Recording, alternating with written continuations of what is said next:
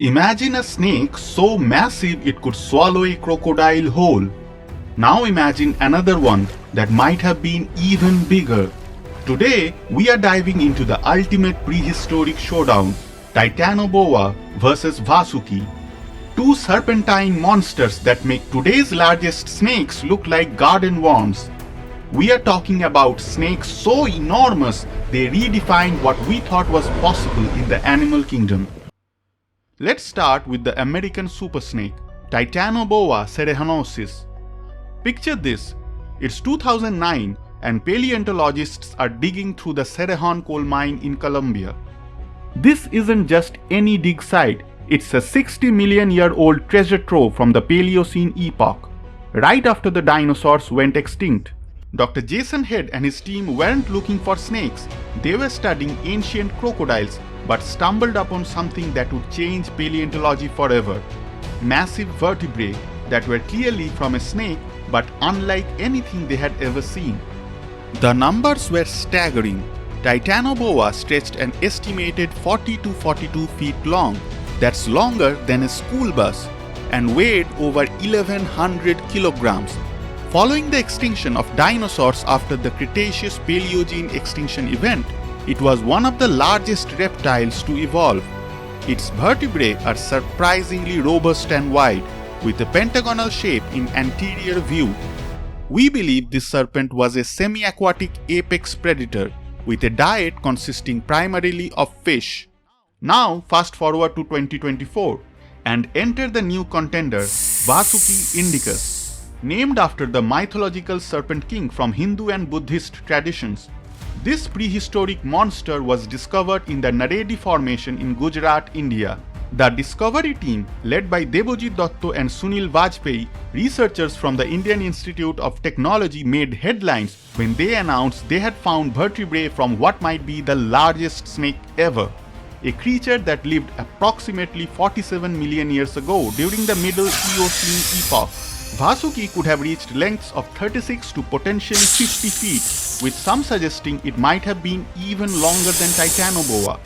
While Titanoboa ruled the swamps of ancient South America, Vasuki dominated the coastal regions of western India, showing us the prehistoric snake giants weren't limited to just one continent. Both snakes were constrictors, meaning they killed their prey by wrapping around them and squeezing until their victims couldn't breathe. The sheer mass of Titanoboa means they likely spend most of their time in water, where buoyancy would help support their incredible weight. On land, moving that much muscle would have been an enormous challenge. Vasuki was likely a land-dwelling snake. Its vertebral morphology suggests a terrestrial or semi-aquatic lifestyle, similar to modern pythons, and the fossil site was a backswamp marsh. Vasuki is believed to have been a slow-moving ambush predator. Titanoboa was perhaps heavier, more robust, while Vasuki was slender, more agile, and possibly land-dwelling. There is a very similar rivalry even in the modern serpentine world. The green anaconda is the current heavyweight champion, with lengths up to 29 feet and weight up to 550 pounds. It resides in South American swamps and rivers. The current length champion, the reticulated python, can reach up to 33 feet and weigh 250 pounds. Just like Vasuki, its main habitat is Southeast Asian forests and grasslands. While these modern giants are impressive, they are no match for their prehistoric counterparts. A massive 550-pound anaconda which can already swallow a capybara or a small caiman would look like a baby snake next to a Titanoboa. We are talking about prehistoric snakes that were literally 5 to 10 times heavier than today's giants. The largest python on record at 33 feet would still be 10-15 feet shorter than these ancient monsters. It's like comparing a house cat to a tiger. They are related but in completely different weight classes. So what allowed these prehistoric serpents to grow so massive? Both lived during periods of global warming. The higher temperatures meant their cold-blooded metabolisms could support much larger body sizes. Remember, snakes are ectothermic. They rely on external heat sources to power their bodies. The post-dinosaur world was filled with large prey animals. Without large predatory mammals or dinosaurs around, these snakes could occupy the apex predator niche. They were essentially the T-Rex of their ecosystems. Their prey would have included early horses, primitive primates, large fish, turtles, and crocodilians. Imagine being an early mammal trying to get a drink of water, only to have 3,000 pounds of muscle and scales explode from the water. The constriction force of these snakes would have been absolutely devastating.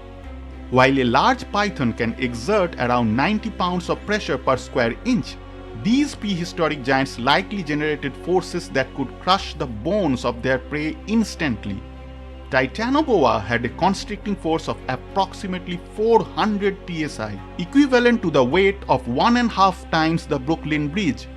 Vasuki was probably similar in power. So who wins in the ultimate showdown? While Vasuki might edge out Titanoboa in pure length, both of these prehistoric monsters were so far beyond anything alive today that they are really in a class of their own. What do you think? Team Titanoboa or Team Vasuki? Let me know in the comments below.